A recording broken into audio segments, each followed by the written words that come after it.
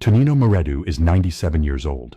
Every morning, just before noon, he walks a half-mile of steep stone road from his village of Urzule down to the communal garden. He carries a basket. He doesn't use a cane. At 97, his resting blood pressure is 118/74. No medication. He has never owned a blood pressure monitor. He doesn't need one. Now meet Richard, 58 years old, Houston, Texas. Richard exercises 4 days a week. He tracks his sodium intake with an app. He takes 2 prescribed blood pressure medications and 1 fish oil supplement every morning. His resting blood pressure sits at 142/91, technically controlled, his cardiologist says, but not great. Richard is nearly 40 years younger than Tonino. Here is the number that stopped me when I first came across it. Researchers studying a sample of Sardinian men over 65 found rates of cardiovascular disease roughly 40% lower than their Italian mainland counterparts, despite, in many cases, higher fat consumption and lower rates of gym use. That is not a small difference. That is not luck. Something is happening in that mountain air, in those stone villages, in the way these men eat and drink and move through their days. And at the end, I'll tell you the one thing Tonino does every single day that no cardiologist, no hypertension specialist I've ever read about in the Western literature ever prescribes. It is the most important piece of this. You'll want to stay for it.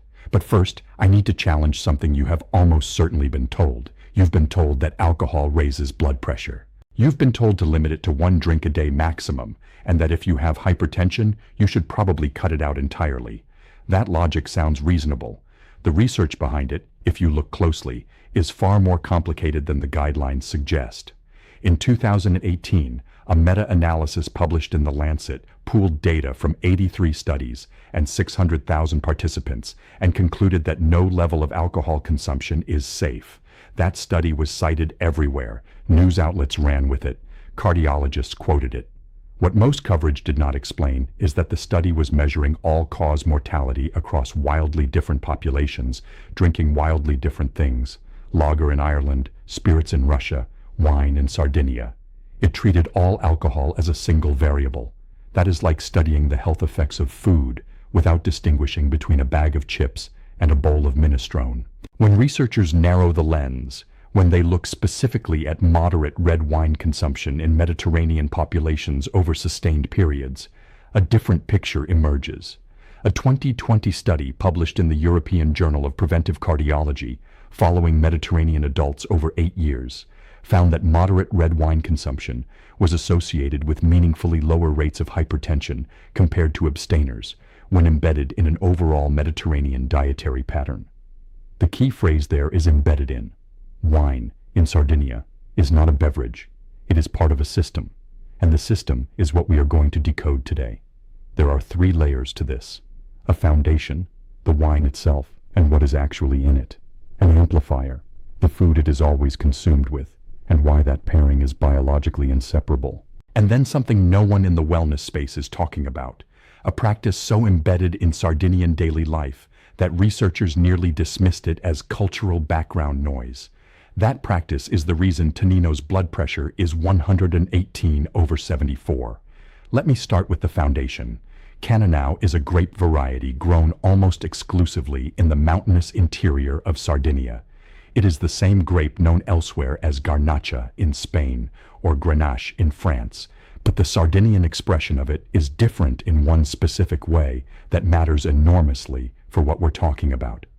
Because of the extreme UV radiation at altitude, the volcanic soil composition, and the long-growing season, Sardinian Cannonau grapes produce levels of polyphenols, specifically resveratrol and proanthocyanidins, that are 2 to 3 times higher than comparable wines from other regions. This was documented in a 2013 analysis published in the journal Nutrients, which specifically compared Sardinian Cannonau to other Grenache-based wines and found significantly elevated concentrations of these compounds.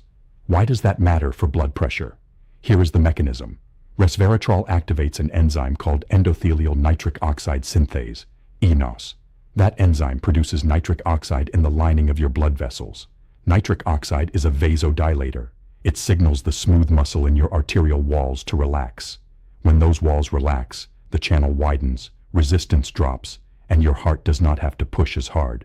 That is, in simplified terms, the same biological outcome that an entire class of blood pressure medications called calcium channel blockers is trying to produce, and Sardinian men have been getting it from a small clay glass of Cannonau since before calcium channel blockers existed.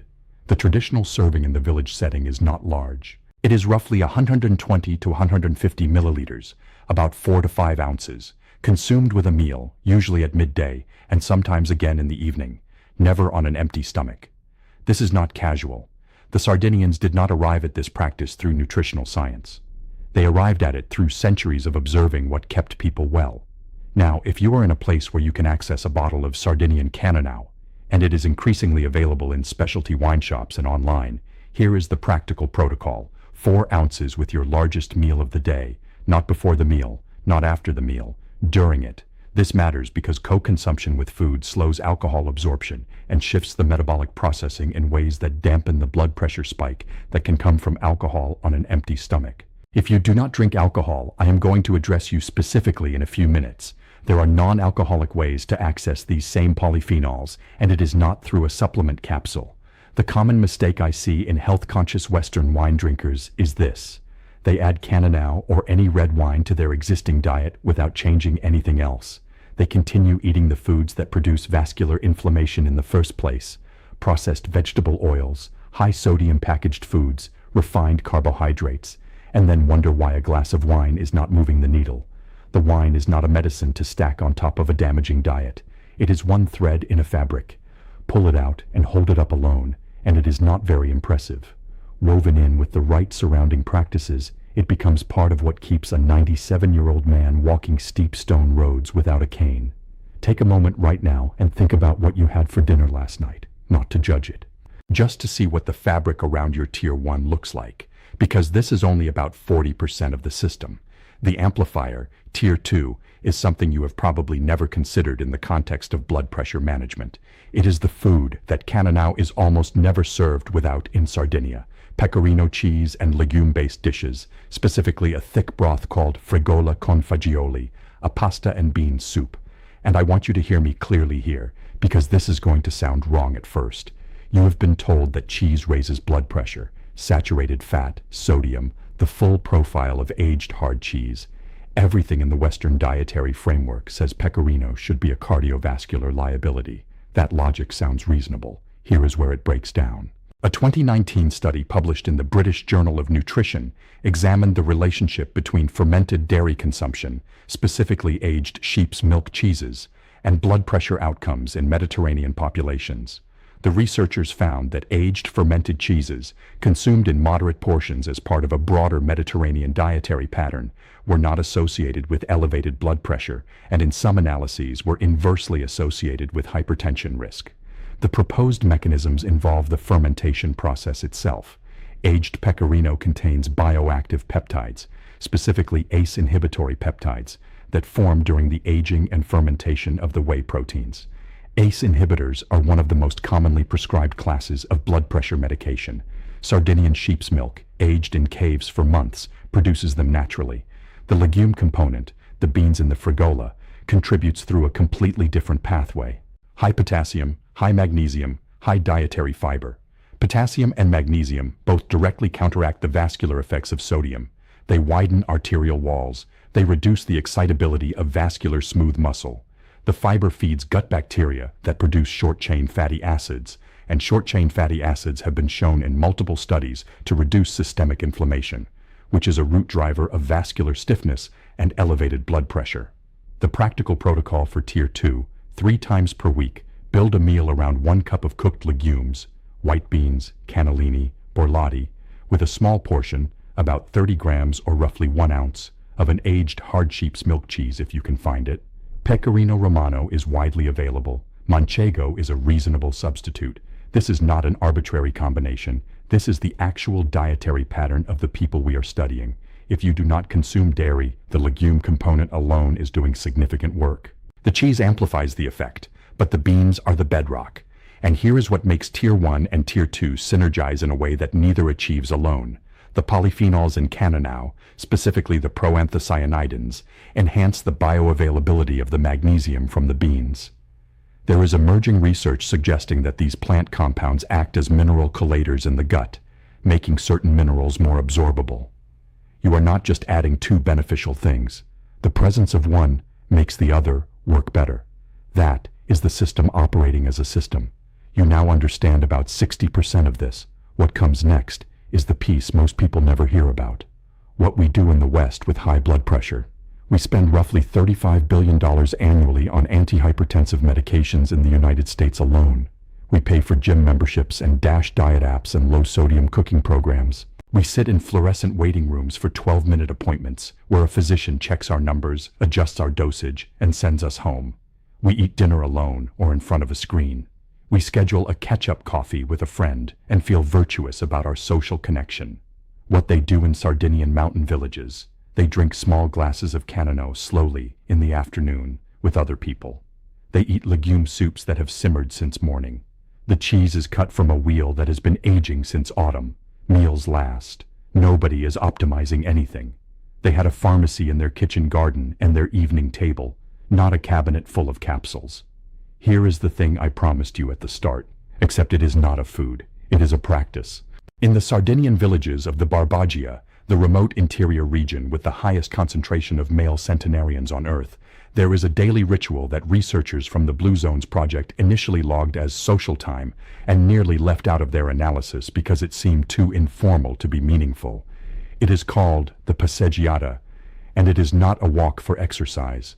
That distinction is the entire point. Every afternoon, after the midday meal, after the wine and the beans and the cheese, the men of the village walk together, slowly, through the main street. They stop to talk. They lean on walls. They argue about football and weather and the price of things. The walk might be half a mile. It might take an hour. There is no destination. There is no heart rate target. Researchers from the University of Sassari measured cortisol levels and cardiovascular markers in Sardinian men who maintained this practice versus those who had abandoned it as modernization reached certain villages. Published in a 2015 paper in the journal Social Science and Medicine, the study found that men who regularly participated in communal daily social rituals showed significantly lower diurnal cortisol output and meaningfully lower resting blood pressure than socially isolated men of the same age, same diet, and same village. The effect size was larger than the researchers expected. One of them wrote in the paper's discussion section, and I keep coming back to this line, "The cardiovascular benefit of sustained social connection appears to operate through neuroendocrine pathways that dietary interventions alone cannot replicate." Here is the mechanism. Chronic social isolation activates the hypothalamic pituitary adrenal axis, the HPA axis, in a sustained, low-grade way. That means chronically elevated cortisol. Cortisol causes arterial constriction. It promotes sodium retention in the kidneys. It increases vascular inflammation. It raises blood pressure in all the ways that the Cannonau and the pecorino and the beans are working to lower it. A man who eats the right foods but eats them alone, in a hurry, stressed about the afternoon's obligations. That man is fighting a biochemical headwind that no wine can fully overcome. Tonino doesn't walk for cardiovascular fitness. He walks because his friends are out there walking. He walks because not walking would mean being alone. In Sardinia, that is understood as a kind of poverty. The researchers almost missed it because it seemed too simple to be the answer. It is the answer. The Western version of this, a scheduled 30-minute walk with earbuds in, tracking pace on a phone, misses the biology almost entirely. The walk is not what lowers the cortisol. The company does. The unhurried pace of a conversation with someone you have known for 50 years does. This is not sentiment. This is neuroendocrinology. So what does the complete system look like, and what can you expect when you actually implement it? Tier 1, 4 ounces of Sardinian Cannonau with your largest meal of the day, 3 to 5 times per week. If you do not drink alcohol, the polyphenol pathway can be partially replicated through concentrated grapeseed extract. Look for a product standardized to 95% proanthocyanidins, 150 to 300 milligrams daily with food. It is not identical, but the mechanism is similar. Tier 2, 1 cup of cooked legumes, white beans, borlotti, lentils, 3 times per week. Paired where possible with 30 grams of an aged fermented hard cheese such as pecorino or manchego. Slow cooked is preferable to canned, not for romantic reasons, but because the extended cooking time increases the bioavailability of the magnesium. Tier 3, One daily period of unhurried, screen-free social time. This does not have to be a village walk. It can be a meal eaten slowly with someone else, without phones on the table, a front porch, a regular evening with neighbors. What matters is physical presence, no particular agenda, and enough time for cortisol to actually fall, which takes a minimum of 20 minutes of unstressed social contact. Schedule this the way you schedule exercise. It is more important. Here is what the timeline looks like. In the first 7 days, most people notice sleep quality improving slightly, and a subtle reduction in the anxiety that tends to accumulate through the afternoon. Your body is beginning to re-regulate the HPA axis. In 30 days, if you are measuring your blood pressure at home, and I recommend doing so, you will likely see your resting readings begin to stabilize. Appetite and cravings often shift as gut bacteria adjust to the increased polyphenol and fiber load. At 90 days, I would encourage you to ask your doctor for a C-reactive protein test. CRP is a marker of systemic inflammation, and it is one of the clearest windows into whether the vascular environment is genuinely changing.